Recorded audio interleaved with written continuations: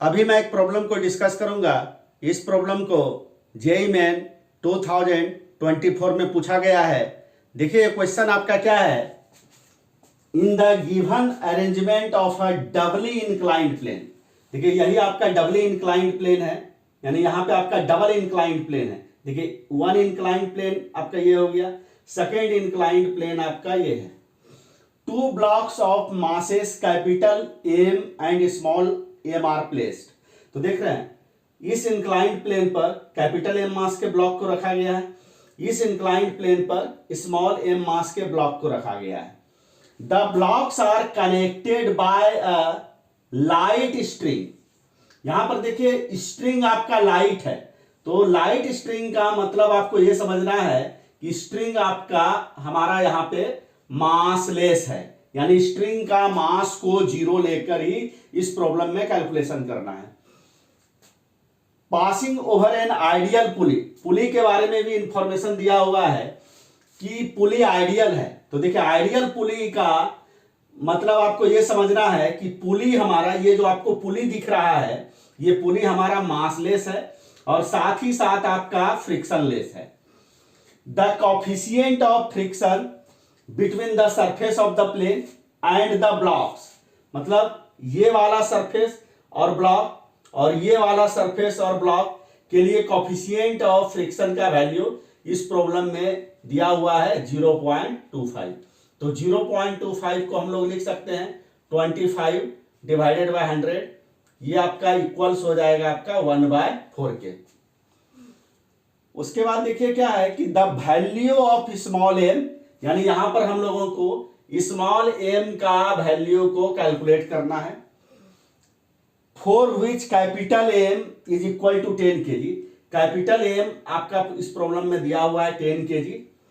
Will move down with an acceleration of 2 metre per second square, यानी यहां पर इस प्रॉब्लम में कैपिटल एम का एक्सेलरेशन आपका दिया हुआ है, डाउन द इंक्लाइन आपका ए है, और इस ए का वैल्यू इस पर्टिकुलर प्रॉब्लम में आपका 2 मीटर पर सेकेंड स्क्वायर है।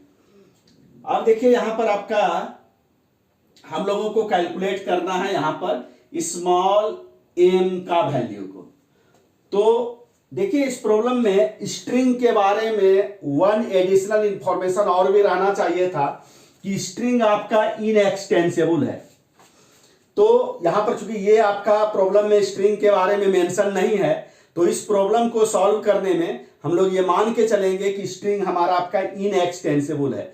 इनएक्सटेंसिबल स्ट्रिंग का मतलब ये होता है कि स्ट्रिंग को स्ट्रेच नहीं किया जा सकता है, यानी आप यहां पर ये समझिए कि कैपिटल एम और स्मॉल एम के बीच में जो स्ट्रिंग आपका यूज हुआ है, इस स्ट्रिंग का लेंथ आपका फिक्स रहेगा।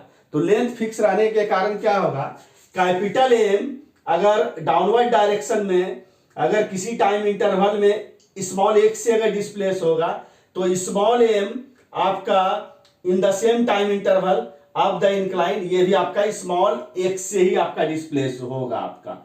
तो इस कंडीशन में आपका क्या होगा कि कैपिटल एम का डाउन द इंक्लाइन आपका अगर एक्सेलरेशन स्मॉल ए है, तो स्मॉल एम का अप द इंक्लाइन भी आपका एक्सेलरेशन आपका क्या हो जाएगा, आपका स्मॉल ए हो जाएगा। हाँ, मैं यहां पर आपको ये क्लियर कर देना चाहता हूं कि चाहे आपका स्ट्रिंग आपका मासलेस रहे या ना रहे, लेकिन अगर स्ट्रिंग अगर अनस्ट्रेचेबल है और इनएक्सटेंसिबल है, या तो अनस्ट्रेचेबल कहिए या इनएक्सटेंसिबल कहिए, तो उस कंडीशन में कैपिटल एम का डाउन द इंक्लाइन अगर एक्सेलरेशन अगर स्मॉल ए है, तो स्मॉल एम का एक्सेलरेशन अप द इंक्लाइन आपका भी स्मॉल ए ही होगा। यहां पर स्ट्रिंग का मास रहे या नहीं रहे, इससे इस रिजल्ट पर उसका कोई इफेक्ट आपका नहीं आपका पड़ेगा।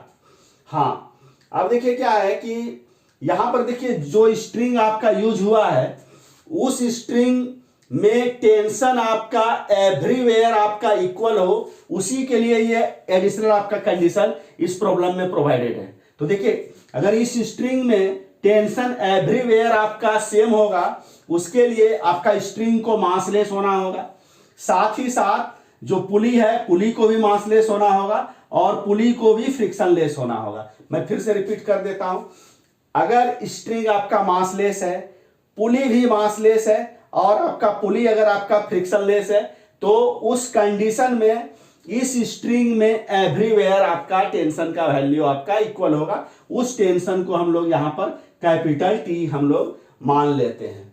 तो अब देखिए क्या है कि इस प्रॉब्लम को सॉल्व करने के लिए हम लोग यहां पर फ्री बॉडी डायग्राम को हम लोग ड्रॉ करते हैं। सबसे पहले हम लोग यहां पे कैपिटल एम के लिए फ्री बॉडी डायग्राम को ड्रॉ करते हैं, यानी एफ बी डी का मतलब free body diagram of capital M. तो सबसे पहले हम लोग यहाँ पे इंक्लाइंड प्लेन को ड्रॉ करते हैं।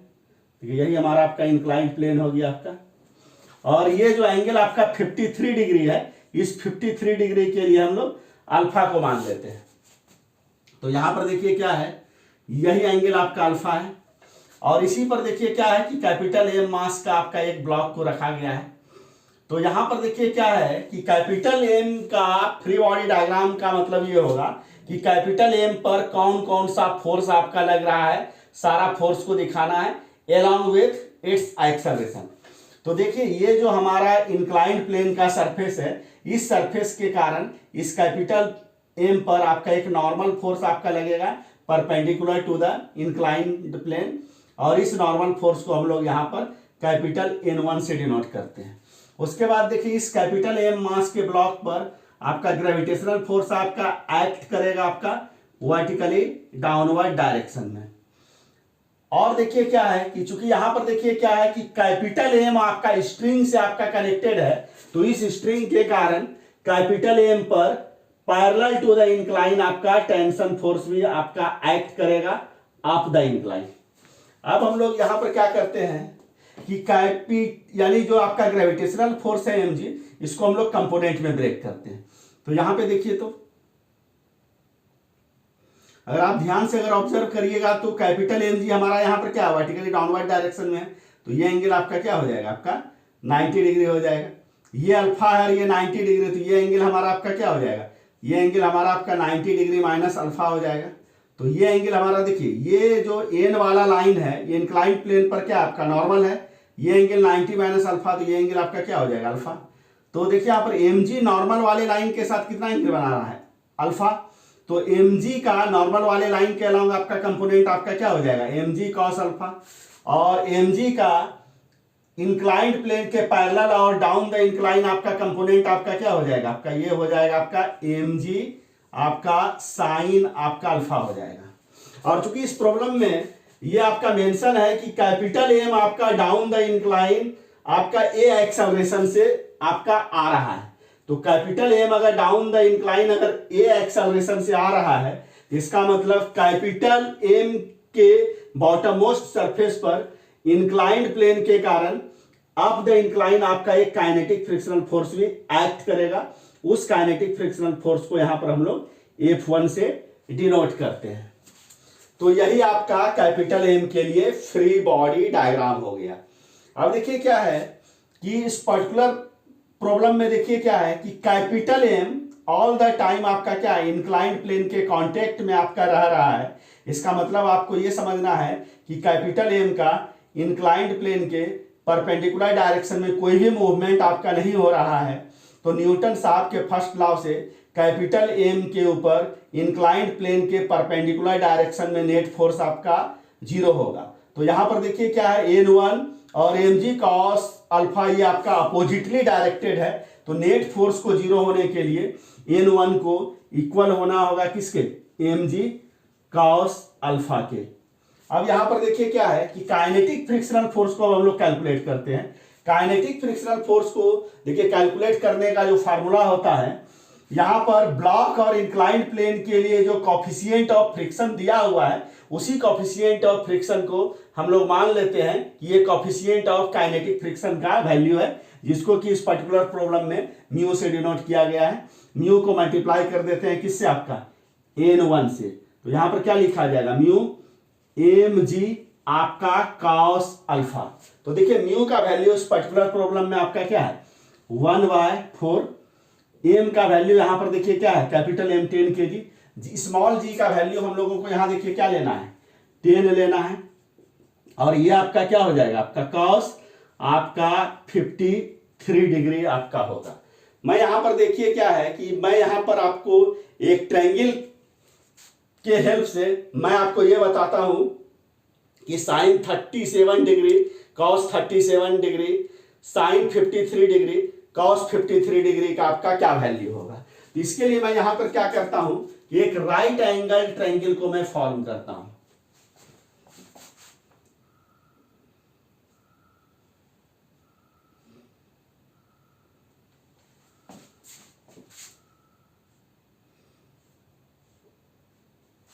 अब देखिए क्या है, यहां पर इस पर्टिकुलर प्रॉब्लम में देखिए तो tan 37 डिग्री का वैल्यू आपका दिया हुआ है 3/4। तो मैं यहां पे क्या करता हूं, इस एंगल को 37 डिग्री मान लेता हूं और ये आपका 3 ये आपका 4 हो। तो यहां पर देखिए तो tan 37 डिग्री P/V 3/4 हो गया आपका। अब देखिए ये एंगल आपका कितना है 90 डिग्री, ये आपका 3 है ये 4 है, तो हाइपोटेनस यहां पर क्या हो जाएगा 5। ये आपका 90 डिग्री है, ये 37, तो ये एंगल आपका कितना हो गया, ये एंगल आपका 53 डिग्री हो गया। आप यहां पे देखिए तो साइन 53 डिग्री का देखिए तो वैल्यू आपका कितना होगा, sine 53 degree perpendicular by hypotenuse, यानी ये आपका क्या हो जाएगा 4/5 कॉस 53 डिग्री, कॉस 53 डिग्री ये आपका क्या हो जाएगा बेस क्या हो गया 3 बाय हाइपोटेनस 3/5। उसके बाद देखिए तो साइन 37 डिग्री का यहां पे देखिए तो वैल्यू आपका क्या होगा, साइन 37 डिग्री का वैल्यू हो जाएगा आपका परपेंडिकुलर बाय हाइपोटेनस 3 आपका 5 हो जाएगा। कॉस 37 डिग्री का वैल्यू देखिए तो क्या हो जाएगा आपका बेस बाय हाइपोटेनस 4/5। तो इस प्रॉब्लम को सॉल्व करने में यही आपका 4 वैल्यूज का आपका यहां पे यूज होगा। अब देखिए तो अब कॉस 53 डिग्री का वैल्यू मैं 3/5 यहां पे मैं रख देता हूं, तो 1/4 10 मल्टीप्लाइड बाय 10 मल्टीप्लाइड बाय आपका क्या हो गया आपका ये आपका 3 आपका 5 हो गया आपका। यहां देखिए तो 4 ये आपका 5 से ये आपका क्या हो गया 2 ये 2 ये आपका 2 से ये आपका 5, तो 5 मल्टीप्लाइड बाय 3 ये आपका कितना हो गया, ये आपका 15 न्यूटन हो गया। यानी काइनेटिक फ्रिक्शनल फोर्स का वैल्यू यहां पर आपका 15 न्यूटन हो गया आपका काइनेटिक फ्रिक्शनल फोर्स का वैल्यू।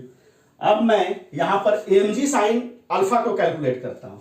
तो देखिए तो mg साइन अल्फा, m का वैल्यू आपका इस पर्टिकुलर प्रॉब्लम में 10 kg, g का वैल्यू आपको 10 लेना है और साइन अल्फा अल्फा के जगह पर 53 डिग्री, ये आपका क्या हो गया आपका साइन 53 डिग्री, तो 10 मल्टीप्लाइड बाय 10 साइन 53 डिग्री का वैल्यू क्या लेना है हम लोगों को 4/5, तो मल्टीप्लाइड बाय आपका क्या हो गया 4/5 5 ये 2 4 8 यानी ये आपका क्या हो गया 80 न्यूटन। यानी mg साइन अल्फा का वैल्यू यहां पर आपका क्या आ गया आपका 80 न्यूटन आ गया। अब देखिए मैं क्या करता हूं कि इस ब्लॉक के ऊपर डाउन द इंक्लाइन न्यूटन साहब के सेकेंड लॉ को अप्लाई करता हूं। तो देखिए इस कैपिटल M का एक्सेलरेशन आपका किधर है डाउन द इंक्लाइन, तो जिधर एक्सेलरेशन है उसी डायरेक्शन में मैं कैपिटल M पर नेट फोर्स को लिखता हूं। तो देखिए तो चूंकि एक्सेलरेशन आपका डाउन द इंक्लाइन है तो कैपिटल M पर मैं नेट फोर्स को डाउन द इंक्लाइन मैं लिखता हूं। तो डाउन द इंक्लाइन जो फोर्स है उस फोर्स को आप प्लस ले लीजिए और डाउन द इंक्लाइन के जो अपोजिट है उसको उस फोर्स को आप माइनस ले लीजिए, यानी -T और आपका क्या हो जाएगा -F1 और सभी को आप क्या करिए ऐड कर दीजिए। यही आपका क्या हो जाएगा कि यहां पर कैपिटल M के ऊपर आपका नेट फोर्स हो जाएगा।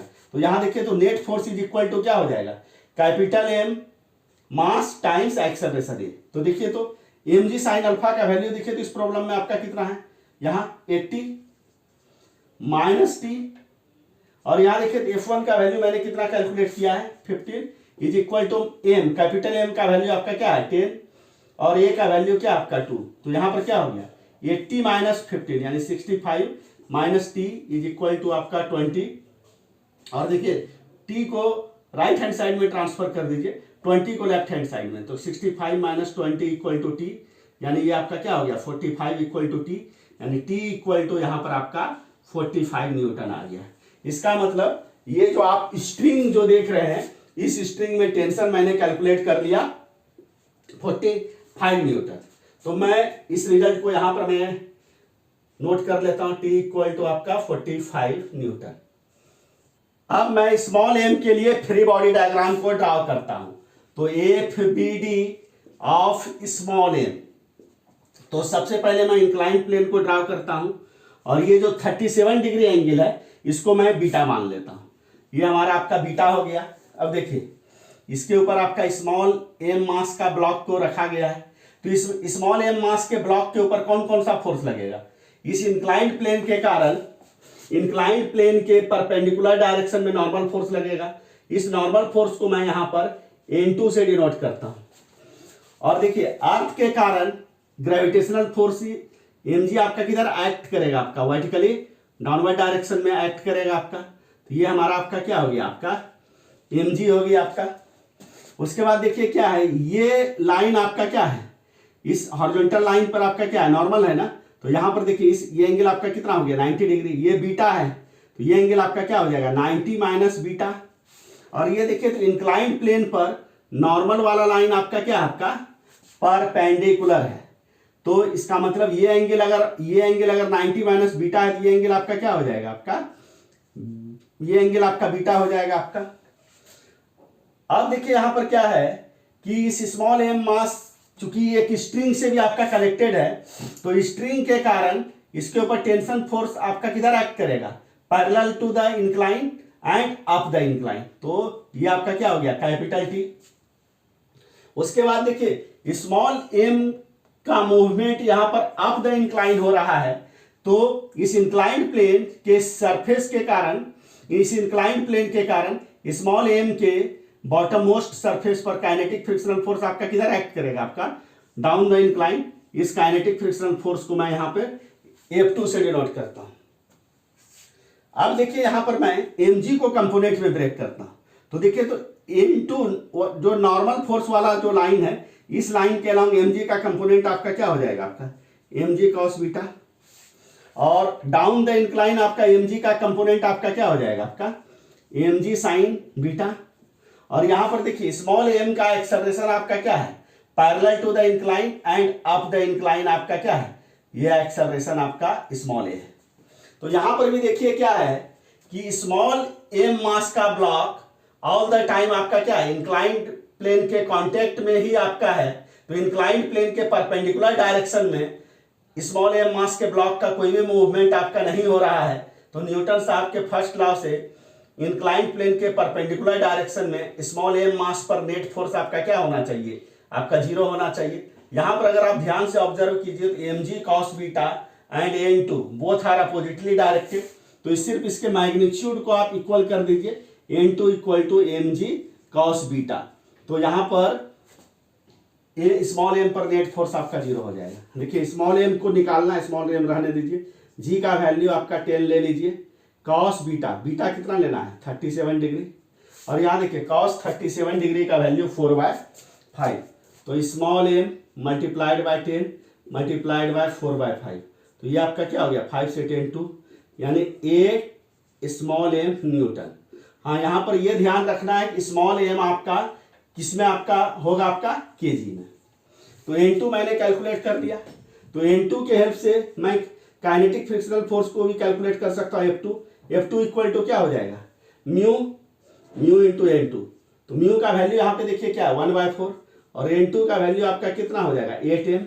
यानी ये आपका क्या हो गया? ये आपका 2m हो गया आपका। यानी F2 हमारा आपका कैलकुलेट हो गया यहाँ पे आपका 2m।